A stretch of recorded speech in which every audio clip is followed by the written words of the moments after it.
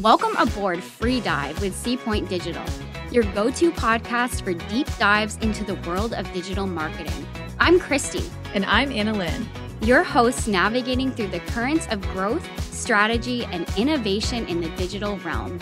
We're going to talk. We're going to laugh. It's going to be a good time. Let's dive in.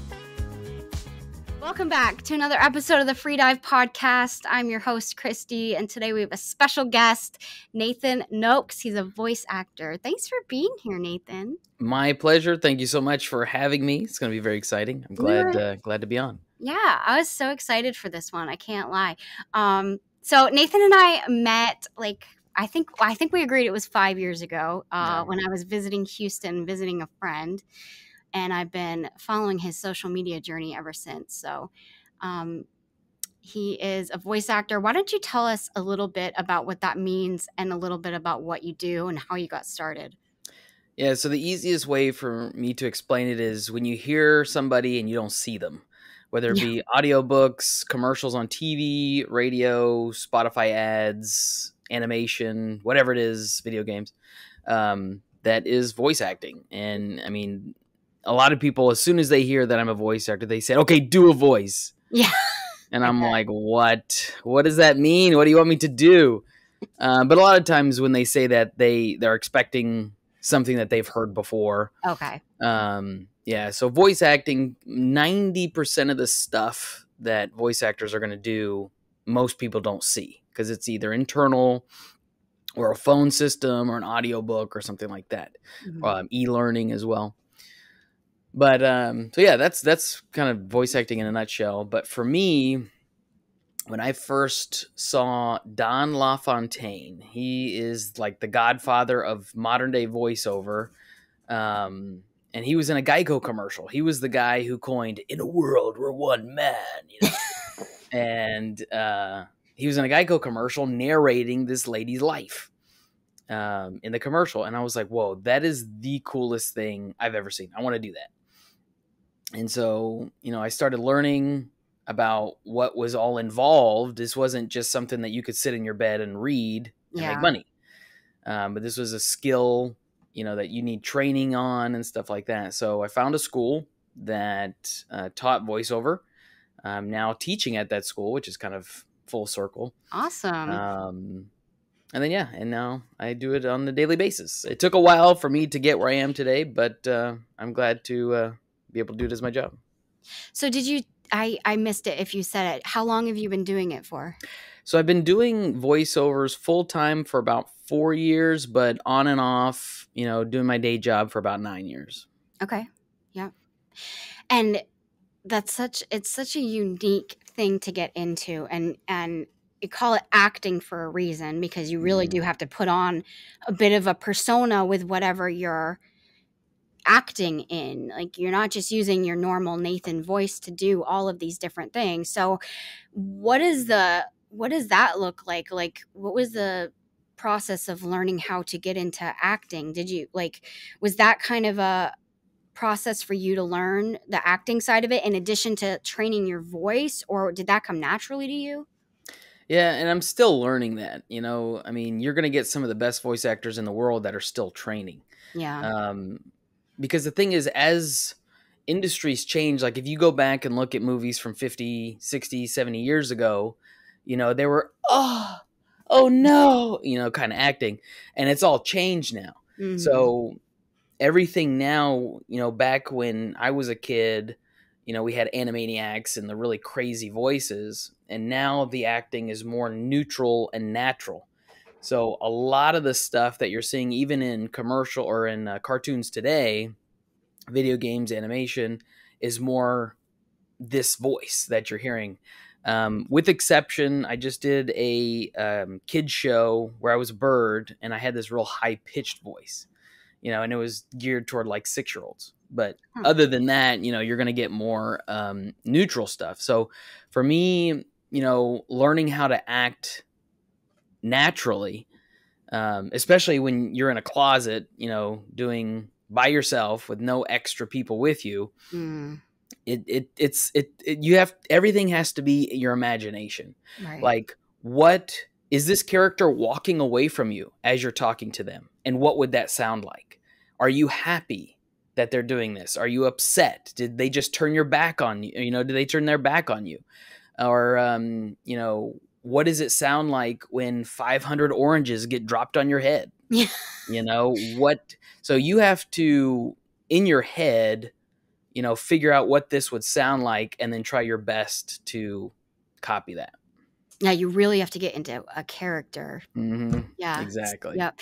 And so I saw a meme or a reel or something recently. I think it was a comedian, and he was talking about how you don't think about it until you really think about it, but how all video game voices were actually just a guy or a Oh, woman yeah. in a voiceover booth doing these crazy like animated did you see that reel? Did you Oh, hear yeah. that clip? Yeah. That's And I hilarious. was cracking up at it because I'm like, that's true. You don't ever really think about that was just a normal human like you or I doing those sounds. And then I saw that you were working in that. So like, what did you think of that? And like, that must have been really funny to you?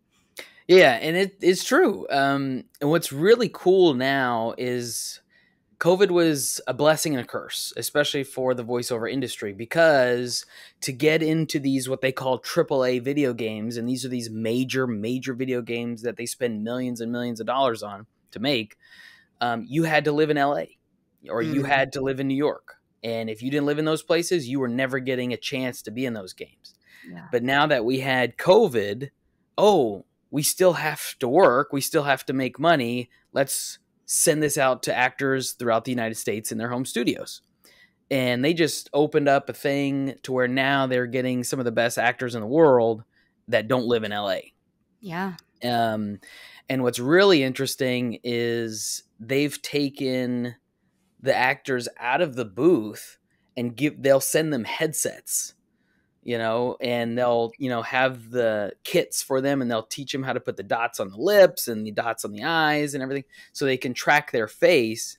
But now they have mics out here. So you got these characters or these actors that are doing, I don't know, Call of Duty and stuff like that. And they're rolling on the ground delivering their lines, you know, at That's home. wild.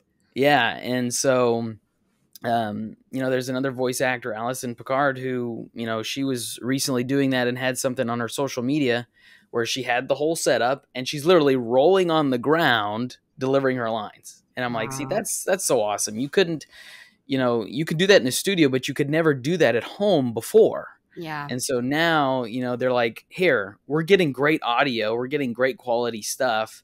And some of the best actors aren't just living in LA. So they're like, let's send it out and see how it goes. And it's working out really, really well. Yeah, no, that's a great point. So, of all of the, give us an overview of some of the different types of voiceover work that you've gotten into, and maybe like what are some of your favorites that you've done or that you would like to do. Okay, so yeah, so I've done audiobooks, I've done animation, video games for mobile, Genshin Impact. I've just started working on that. Most of my day-to-day bread and butter is phone systems. You know, the people that you're yelling at, thank you for calling, press 1 for, and you're like, representative, you know. I do that every day. As soon as we get Wow. off here, I'll be doing those in a few minutes. Yeah. Commercials for TV, everything. The only stuff that I cannot stand is audiobooks, and simply for the fact that I don't have the mental capacity for that. Okay. Because for audiobooks, you know, and I've seen it so many times on social media with like, you want to make $400 an hour reading in your bed? And I'm like, no, that's not how that works. You know, Yeah. because you have to read the book. First, you have to get an idea of what it's talking about. Decide, am I going to do voices for these characters? So now you have to keep track of the characters, maybe whether you're highlighting or whatever.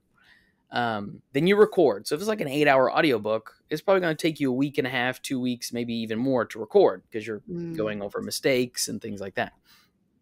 And then if you don't have an editor, now you have to edit the audiobook. And that's 8 hours of audio could take 2 weeks to edit. Yeah. So now, and audiobooks doesn't pay that great.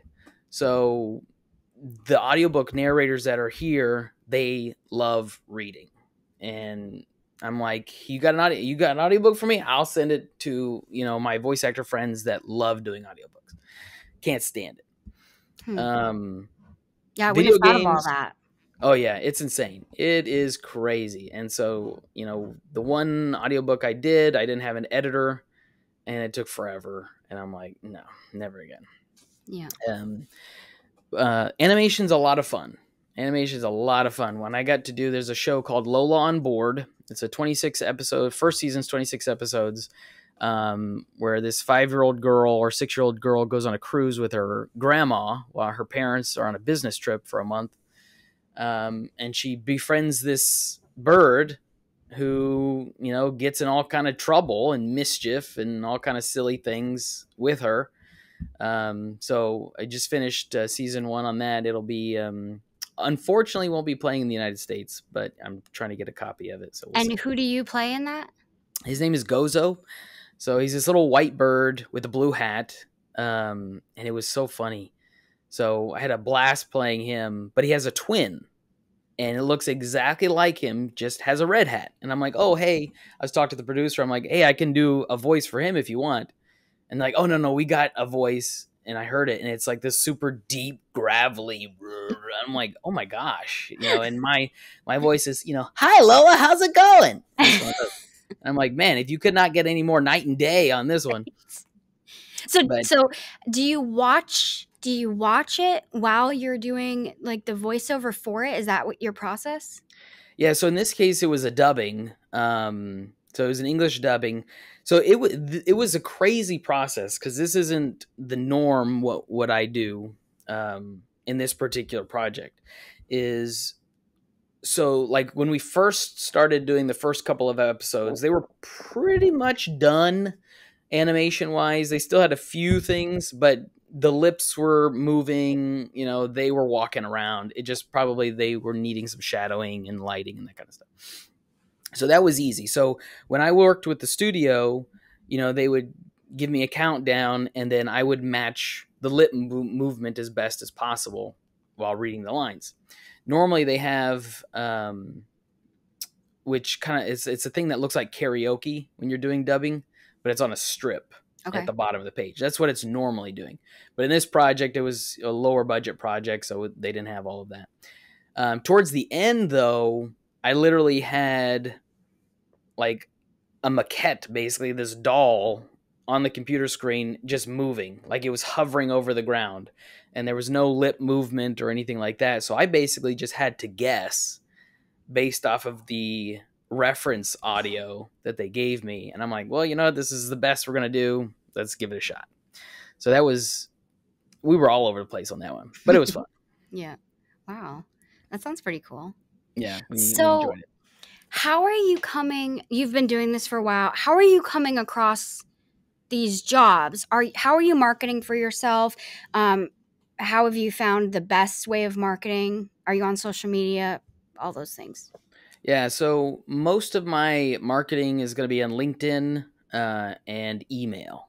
And so I use them together to find the emails for those folks, because I'm only looking for voiceover buyers. A lot of times, sometimes I'll connect with other voice actors that, I look up to, those kinds of things. But I'm not trying to find other voice actors.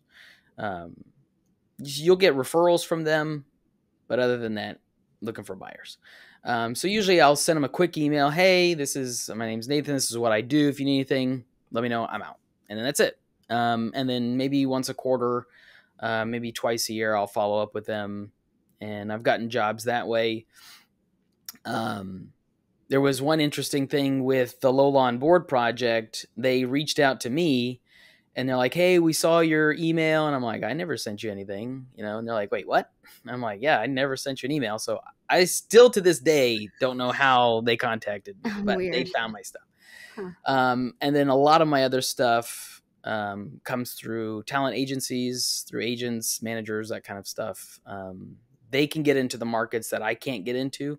So I wouldn't say a lot. I would say maybe 40% of my work comes through the agents, and then the rest of it is through referrals, emails, and LinkedIn. Okay. So What have you found? Social media has been a good source for you. And when I say social media, I guess I'm primarily referring to if you're on Facebook, Instagram, Twitter, if you're on, I don't know, or if you're on TikTok, anything like that. yeah, so social media, like each one to me is going to be a little different for what I use it for. For example, my Instagram is more of just, hey, we're chilling, not doing anything crazy. I'll do my role announcements, I'll do things like that. Um, but really, a lot of my marketing is going to be on LinkedIn mostly, but like Twitter or X, I connect with other voice actors there, see what's going on in the industry. Instagram is just fun stuff like, hey, this is what I did this week, or, and I'm starting more now to connect with producers and videographers and other businesses on Instagram. Facebook, to me, I have not unlocked Pandora's box on Facebook. I don't use it at Mm-hmm. all. Yeah. I've never really found a use for it. Mm-hmm. But again, it's because I don't really know how it works. So Yeah. yeah, I'm like, I haven't been on Facebook in forever. Yeah. So anything that comes from my Instagram will automatically get uploaded to Facebook. So I'm like, well, it's connected. So I don't need Yeah. it. Yeah. Yeah. But yeah, most of the socials and stuff like that, it's just kind of, I'll still do marketing there, but it's less towards the bigger studios. Okay. Yeah. And what have you found has been like important as far as like client relationships? Do you get a lot of return clients? Like, have you fostered good, um, like, like in client relationships? Have you had a lot of comeback because you've had good relationships with clients, or is it kind of like a lot of one-time deals and then you move on? Yeah, I've got quite a few return clients. One of my biggest clients was a referral from a voice actor, and they work with me every day, day in and day out. Okay. It's my biggest client. But the biggest thing is with these return clients, because COVID created so many what I call COVID voice actors. And so people, they're like, oh, I got laid off, or oh, I have nothing else to do. This is kind of cool. Let's try it. Yep. And so, as veteran voice actors, we have to, develop that relationship by sending super crisp, clean audio Mm, that a lot of new voice actors that don't know what they're doing. So they need to be taught that. And then also, because I'm doing this full time, I can send the audio immediately. Like if they need it, hey, I needed it yesterday. Don't worry, I got you. I'll send it in 10 minutes. yep. And so by doing those things and developing that relationship with them, they're going to keep coming back and keep coming back. Because one of my clients who does audio tours for colleges, that's what I do. And they're like, we love your audio. It sounds super good. The people we've had before, you can hear an echo or a tingy sound. And so they'll keep coming back because I can deliver, top audio quality super, super quickly. Whereas some of these newer voice actors can't do that simply just because they've got a day job. So that raises a question for me. How much training did it take for you to learn how to use your tools? Meaning, how to record audio properly? What kind of equipment to get for yourself? Because, I do a great portion of that myself here, and figuring out how to edit audio properly is no joke. Yeah. So, like, what was that looking like for you in the beginning? Oh, it was insane. I had no idea what I didn't know. Yeah. So I really couldn't, like, if I went back today and listened to the audio, I'd be like, oh my gosh, I I'd do be that like too. throwing up all over it, you know? Yeah. But Yeah. you didn't know what you didn't know. Correct. And Yep. so what I did was, even now I'm refining my audio. And so I've got, resources and people to assist me. Excuse me. But YouTube videos like crazy. University of YouTube is what Yeah. I went to. Yeah. And then learning, like, for example, the plosives, how to get rid of those in, EQ band Yep. or an plugin, Yep. how to, because a lot of these newer voice actors are going to like destroy their audio by adding all these plugins and doing this and doing that and compression and everything. And so learning what the studios want is they're like, we just want raw audio. We don't want you to do anything. So I'm trying to figure out even today, what is the best way to keep your audio clean, but also raw at the same time. And so what I'll do is I'll just usually normalize it, which means bring the full audio, to a certain decibel level. So I usually keep it around -3 dB, and that's about it. I used to even do what they call a declick, which kind of gets those mouth noises out. I don't even do that anymore, because they want to be able to touch the audio to the way they like to. So less is more. It really is. And it starts by, I mean, with anything, like by recording your environment the best you can. Having the best environment, I think, makes the best recording. Yeah, because some of these actors, they're gonna go out. They're like, oh, I need this $5,000 mic, But if you have a horrible recording environment, that mic, $5,000 mic is going to sound like some little USB nothing mic that costs $50. So that's why I always tell my students, I says, no, don't worry. You can get $100 mic, but make sure, like, especially if you're in a closet like I am, the more clothes you have around you, the more sound absorption you have, and it doesn't sound boxy, is going to be better on a cheaper microphone than having a terrible space and having a super expensive microphone. Yep. Totally agree with that. I had a question and it left me. I'll have to come back to it if it comes back to my brain. Going back to work and referrals and stuff, as I've watched you on your social media just through time, how have you found that, like, being in the voiceover community has benefited you in your work? Sometimes I see you like, hey, I know this client's looking for actually someone not in your own demographic, like someone that's actually Spanish or whatever, and you try to refer out another job. Like, do you find that is a return for you? How does that help you? Yeah, absolutely. I like to say that the voice acting community is the best community there is. Especially in entertainment, because in Hollywood is a dog-eat-dog world. Yeah. But voice actors as a community, we do everything we can to help each other, simply for the fact that we're by ourselves all the time. We never get to see each other unless, we're doing like a Discord or we're at a convention. We'll do those. But the thing is, I wouldn't say all, a ton of us are like, hey, if you scratch my back, I'll scratch yours, kind of thing. And so I've had voice actors that they're like, hey, we've been following you. We really like your stuff. I have a client that needs help with this. And I booked a huge client simply from a referral. Because we're following each other, we interact with each other. And I'll post, like you said, I'll post stuff because I don't speak Spanish. So I'm like, hey, I need a female 18 to 25 Spanish speaker. And they're like, fantastic. So now you're developing two relationships. One with the client, who's like, man, this guy was quick. Thanks so much for sending him over or her over, or whoever.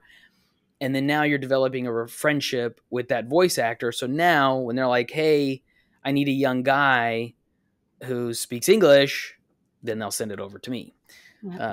So, it's definitely, it's a scratch my back, I'll scratch yours. We always are helping each other out. Because with authenticity now, back in the day, anybody could voice anybody. It didn't matter. If you had this Indian character, it'd be voiced by a white guy. Yeah. If you had, whoever. But now, if it's an Asian character, we want an Asian voice actor. If it's a black character, we want a black voice actor, and so on and so forth. So if I get, like, I've got a friend who is Korean, and I'm like, hey, I've got this spot there looking for a Korean guy, and he'll book it like this. you know? Yep. And so the client is super happy. He's super happy.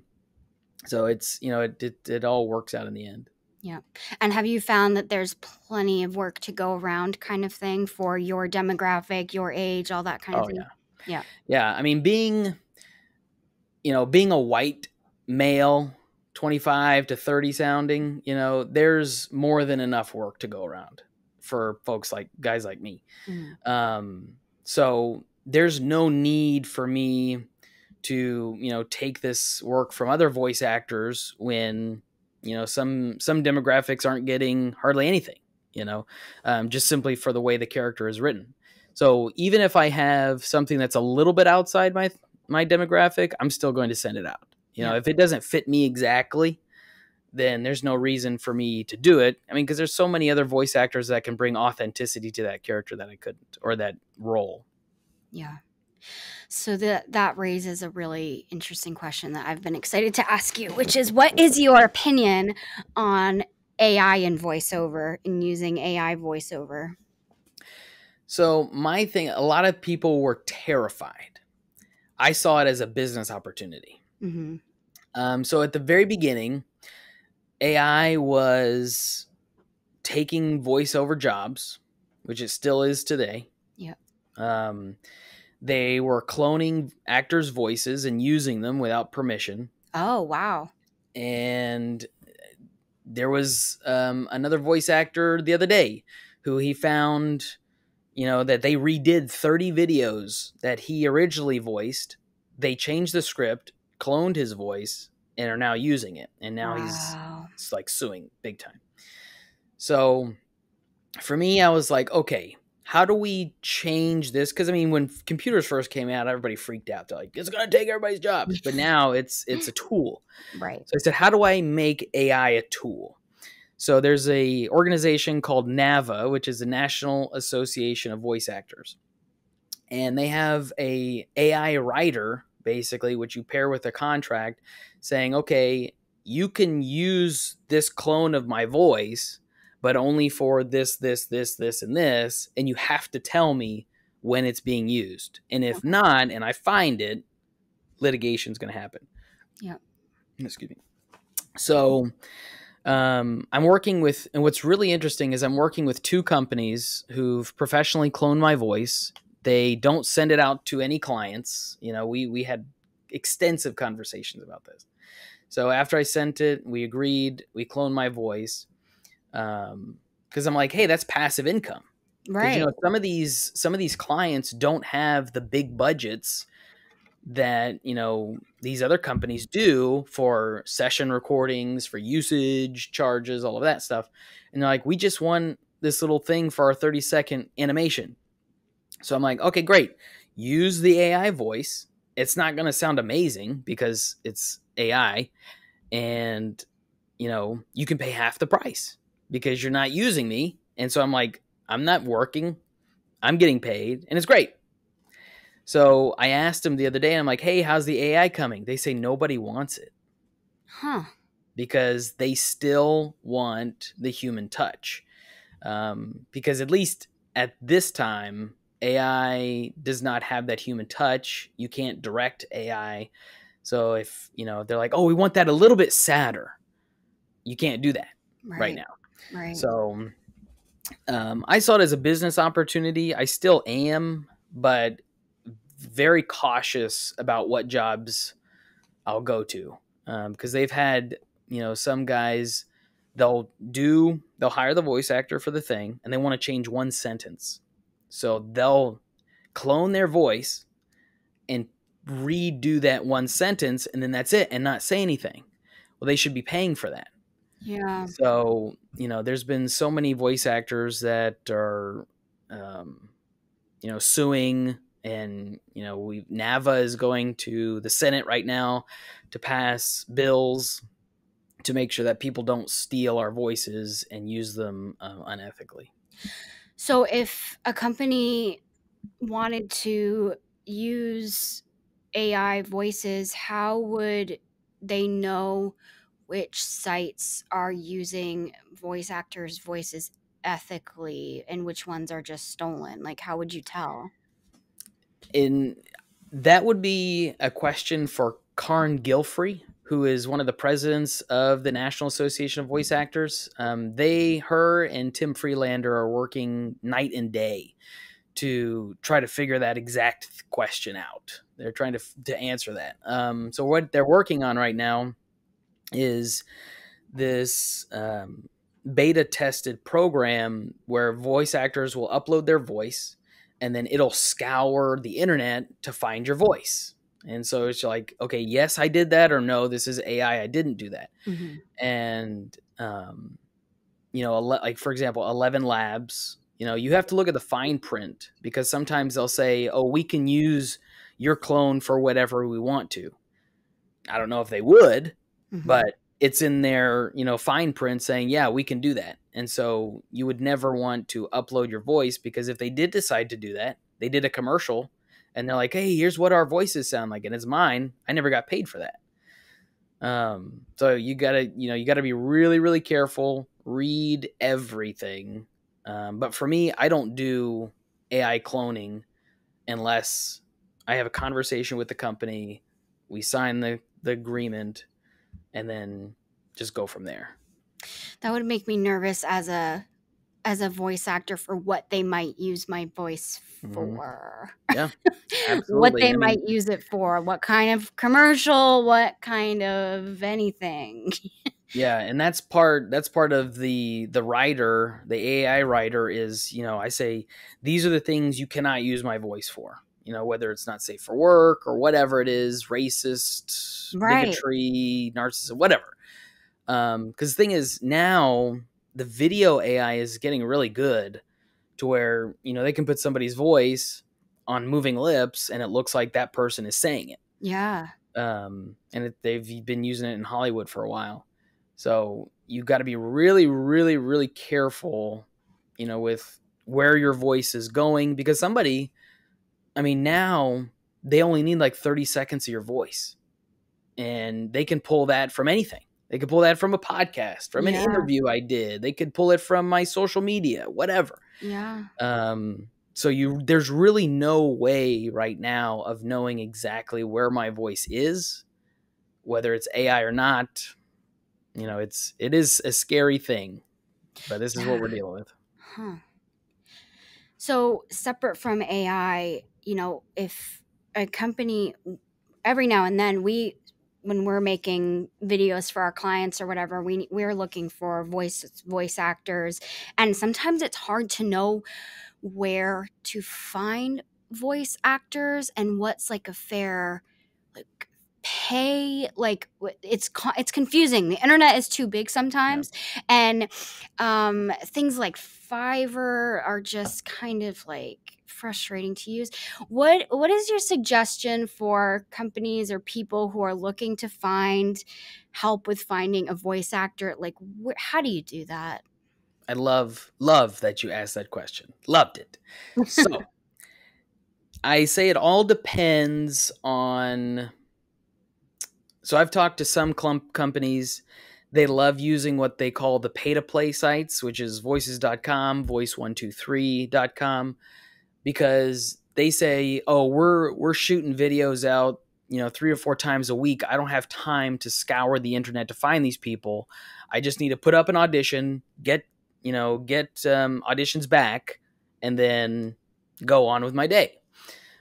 Whereas some other actors or some companies, they say, I don't have time for any of that. I'm going to send it to a talent agency and send me your best 10, and those are for the bigger budget projects. And then some people just develop relationships with actors individually, whether they got an email from them or cold email or cold call or whatever.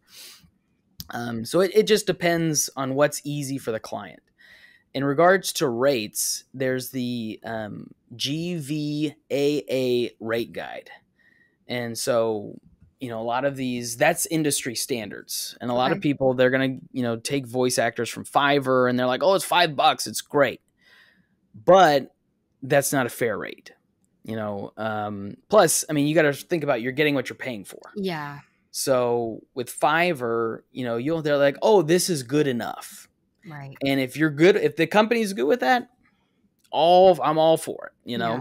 Yeah. but many companies, good enough is not good enough. Right. We need professional voice actors that have professional studios that, we can edit the audio. So a lot of times, 9 times out of 10, like I said, they'll use the pay to plays, Voice123, voices.com, which are the big guys. They've got VO Planet, which is another one. Or if they have the time, they'll develop relationships with voice actors or send it to talent agencies. Okay. Yeah, one of the most complicated projects we did, it was years ago. We were making a commercial and it was 6 different characters in the ad. So we had to find a voice actor for like a Hispanic man, a Black woman, a Korean man, a white woman, and then like a Black man. And then, so it was like I had to source all these different Mm-hmm. races and ages, and it was like, how am I going to do this? And so when we run across things like that, I'm just like, I don't even know how sometimes. Like, it was very complicated. And again, things have progressed so much since then. But like I Yeah. said, the internet is so big. Yeah. It's like, Yeah. what is fair pay? And how do you even, so it can get scary out there looking for Yeah. that.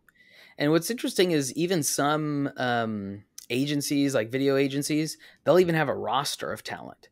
So they'll have 20 male, 20 female, and now, what's really getting popular is a non-binary LGBTQ list. Mm-hmm. So they're like, if the client specifically wants this, okay, I've got 30 people that I can use. I'm going to send them this audition, get back the best 10, send it to the client, and be done with it. Yep. A lot of times they find that much, much easier than spending the money on the pay to plays, spending the money trying to find through talent agencies. They're just like, I want to do this quick. These 20 people I love, let's use them. Yep. Ready to go. Yeah. Yeah. So So what about someone that wants to get started in voiceover? You said that you went to school for this and now you're teaching at that school. Tell me a little bit about teaching at that school and what that means for you and how you started doing that. Yeah, so voiceover, people think you're like, oh, I'm just reading and I get paid for it, which couldn't be further from the truth. Yeah. Because to read for voiceover, even with the different genres of voiceover, is going to be different. So getting that training is super, super important. And so the way I trained at a company called Such a Voice, and I was eight, almost 9 years ago, is changed night and day from when I was there originally. But we go through acting, how to act in front of the microphone, how to say certain things, how to sound conversational, because a lot of voice actors, when they first start, are sounding like they're reading, words on a page. Mm-hmm. And obviously nobody wants that. And so now with commercials, the trend is just talking to a friend. I see that every day on what we call specs, and that's how they want the script to sound. Mm-hmm. And they're like, okay, we want conversational, talking to a friend. If I had $1 for every time I'd see that, I'd never have to do voiceover again in my life. But we have conversations every day. Right. But reading in a conversational tone is the hardest thing a voice actor can do. I don't know why it's so difficult, but it is, because you're reading words, I guess, that are not your own. Yeah. Which is probably what makes it more difficult. In lots of different tones, so many different tones. Mm-hmm, exactly. So mastering the conversational read is that'll and being authentic to that read will bring in the big money, but you got to get there first. So that's what I try to do with my students is we'll go through scripts, and I like to use actual scripts, not just some made up scripts that are on some script website to practice. Because, scripts change on the daily. Commercials from 5 years ago are not the same as they are now. So I'll take scripts that I'm getting for auditions. Obviously, if it's under NDA, I don't share that stuff, but stuff that's open and out in the world, I'll share that with my students, and then we'll go over it. Even commercials that I've booked, we'll go over those scripts with them. So, and then even like I've got to make sure that the script's attached to their voice. So if it's some Maybelline commercial, I'm not going to give it to this buff rough guy, Yeah. because it just doesn't work, Right. But yeah, learning how to read for voiceover is super important. So training before they even get a studio. I'm like, you need to train first. So is part of the schooling also go into things like how to set up a studio, how to get jobs, things like that as well? Yeah, so when they come to me, we work on the technique side of voiceover, and then there's a whole another section on setting up a home studio. They even have a home studio set. So if the student has no clue, we'll send them the mic, the interface, the headphones, all of that stuff. So they have a starter studio to set up with. Wow. And then after that's done, then they have an entire marketing course on how to find jobs, how to market yourself. They even have a temporary website that you can use for your own page until you get a full-on website. So there's so many resources. There's blogs. I've written a couple blogs there. They've got weekend workshops. They've got so many different things that they didn't have when I was there learning. But yeah, it's an invaluable tool. And then once they leave, or once they're done with the course, they're still part of the membership, I guess you could say, where there's so many resources that they can still use. They've got a Q&A bi-weekly session that they can talk to other voice actors, professionals, and learn from there. Okay. And what do you think is required for someone who wants to get in this to get started? Do you need a particularly extroverted personality and sexy voice in order to be a voice actor? Or like, what do you have to come with? Yeah, so that is, and I've talked to so many people and I'm like, hey, you could do voiceover. They're like, yeah, but I don't have the voice. And I always ask them, what is the voice? Right? Because they're always like, they're thinking of the James Earl Joneses and other. So then I say, how many times have you heard James Earl Jones on an Aleve commercial? Never. Right. Right? Yeah. You hear normal people. And that's the beauty of voiceover, is they want your sound. They're like, yeah, but I got this weird voice. They want that because that's the authenticity. Mm-hmm. And I've even talked to some women who have particularly deeper voices, and they're making big money because they don't want to hear these little high-pitched little girls. They're like, we need something different. Yeah. We want something we'd never heard before. Mm-hmm. And then they'll start using these people with these voices that are not your standard voice, if that's even a thing, because they want everyday people, and with the Gen Z and, the millennials, or after the millennials, they can smell BS from a mile away. Yeah. And they're like, no, we want authentic people. Yeah. And now what I've been seeing is they'll hire outside of voice actors to find these actual people. So they're like, oh, you're an actual blogger, or you're an actual poet. Let's use you, and then we can direct you from there. So, if you have that authenticity, it doesn't matter what your voice sounds like. And I mean, we can train you to read for voiceover. We want everyday people. Yeah. Which is, it's cool. It's because I obviously I'm not the James Earl Jones. I'm not, the Morgan Freemans of the world. But I've made a good living using this voice that I'm using right now. You have an easy voice to listen to, though. Oh, thank you.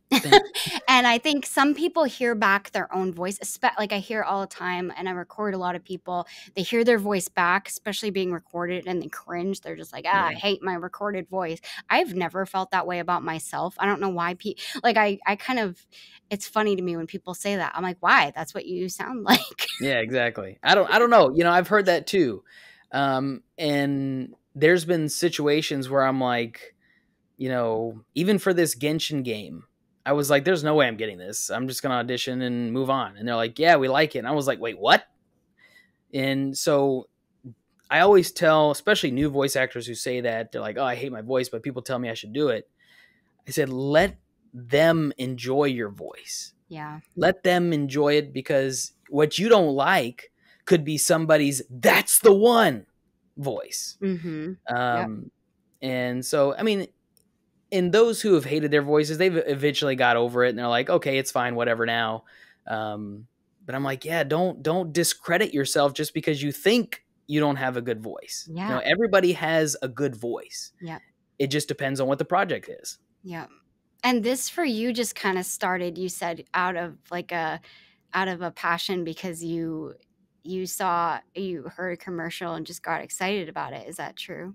Yeah, because I've always been a creative. I've Mm-hmm. never been like, my wife's a nurse. I could never do that. Yeah. I'm like, for those people who can do that, I am, all for it. You go do it. Yeah. I'm gonna be the creative type. Same. Yeah. Same. So for me, I was like, man, I didn't even know that was a thing. I didn't know Mm-hmm. that was a job.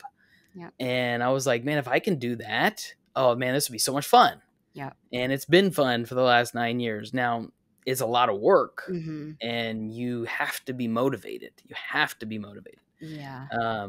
But as the work, once the work starts coming in, it's like, oh, this is a blast. So much fun.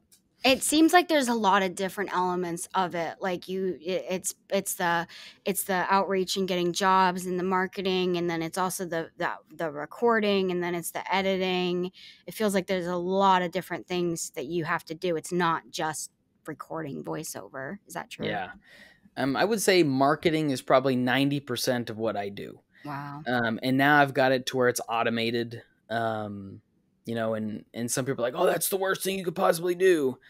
Well, I have different automations for different job titles.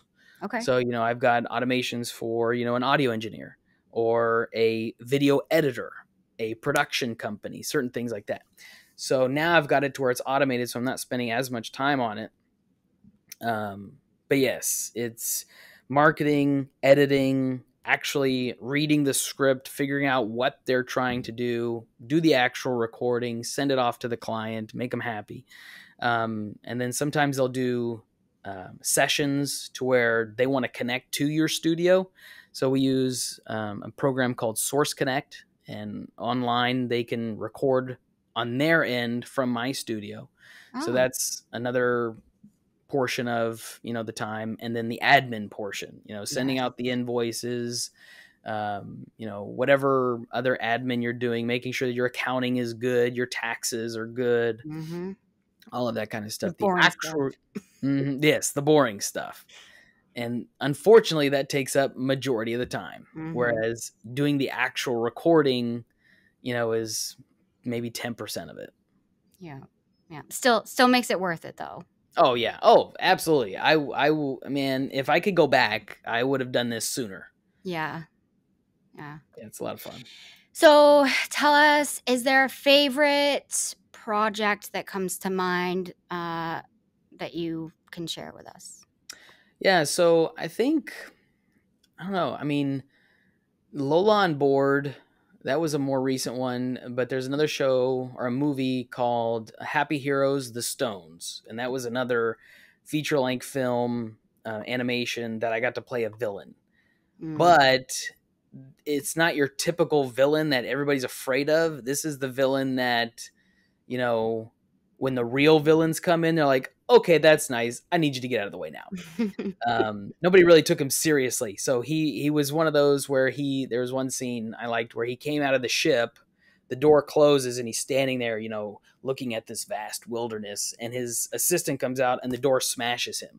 And he's like, get off of me, get off me. So he's a goober.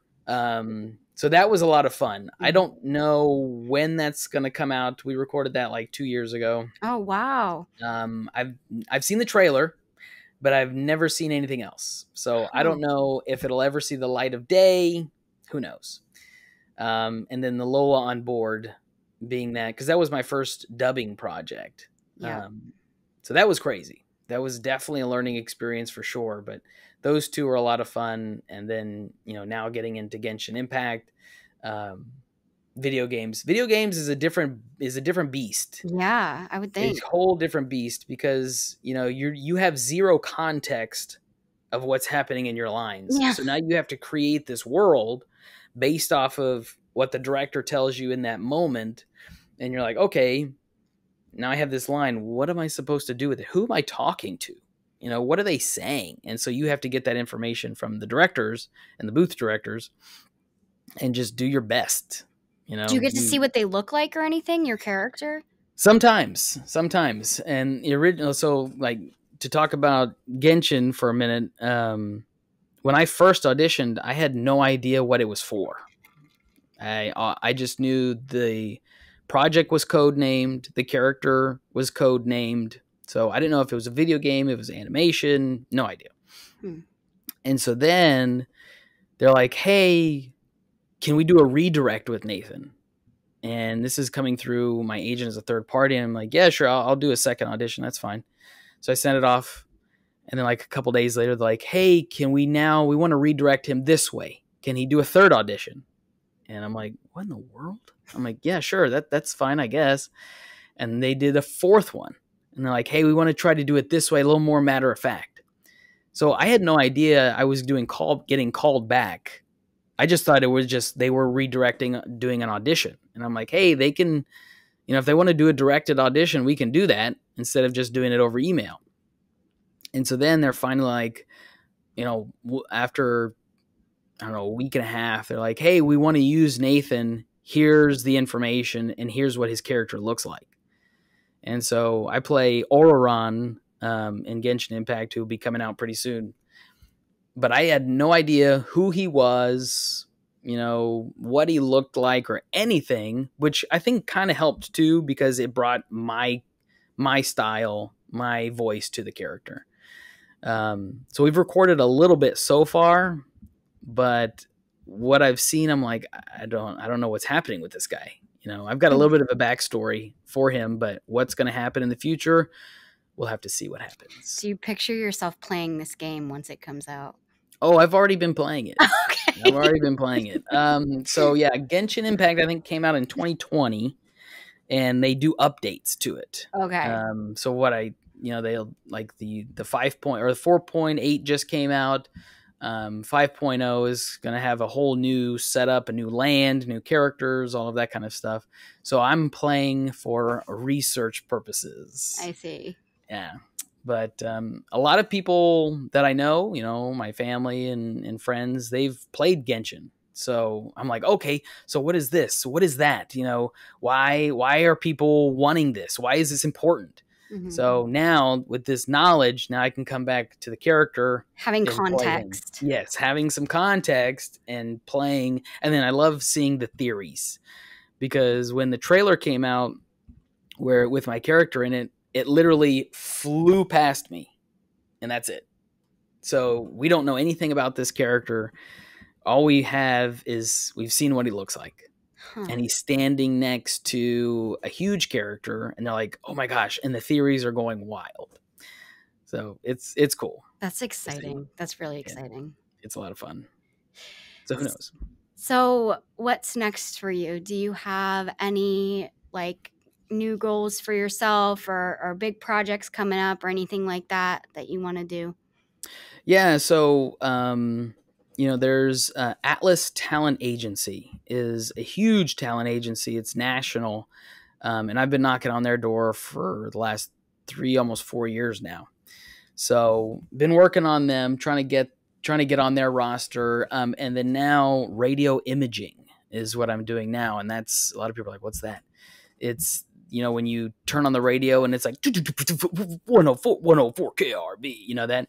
So the voice actors that do that, that's a whole genre in itself, and it's a very small world. Okay. So for me, I'm going up against radio veterans who've been doing this for years. So, that's going to be an interesting genre to break into. But, I've gotten a lot of help. I've gotten a demo, an audio demo done. So it'll be interesting to see. But yeah, that's a big project for me right now.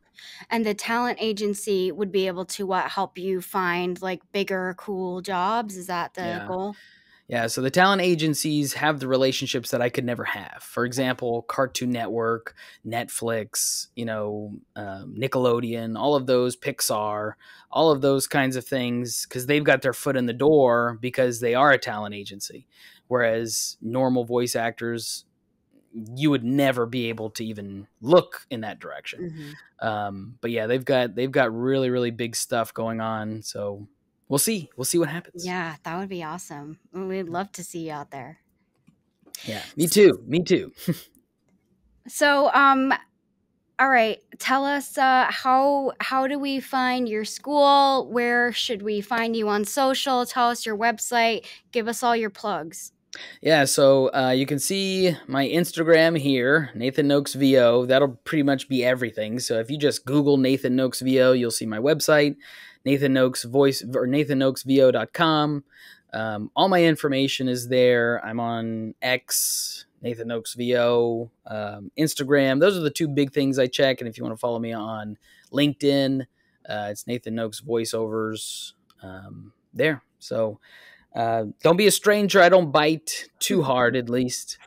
So come on over. And the school that you teach at, did you? Yeah, so that's Such a Voice. So Such a Voice is an 8-week course that works with just me, and then there's additional courses that are part of that go into marketing, like we talked about, on all of those kinds of things. Such a Voice is, it's an investment, like most schools are. But if you're not looking to invest heavily right now, I also do coaching one-on-one, which some people, they like to just try it out for one session to see how it is, because it's way cheaper than jumping head first into something that you may or may not want to do. Yep. Perfect. Okay. Well, thank you so much for being here. I feel like we learned a lot in just a little bit of time. I'm glad to help. Yeah, we appreciate it. So maybe we'll have you back in the future. I'm sure with AI changing, we could have a whole new conversation in the future. So who knows? All right, everyone, make sure you follow Nathan, and thank you again for being here. And we'll catch everybody next time. Thank you. It's the end. No, it's not. There's more. There's always more. Don't be sad. You can catch our full video interviews on our YouTube channel. Come find us. And don't forget to subscribe, like, and share with your friends so that we're not sad. And follow us on TikTok and Instagram. It'll make your day happier, promise. And we'll know if you do. Until next time.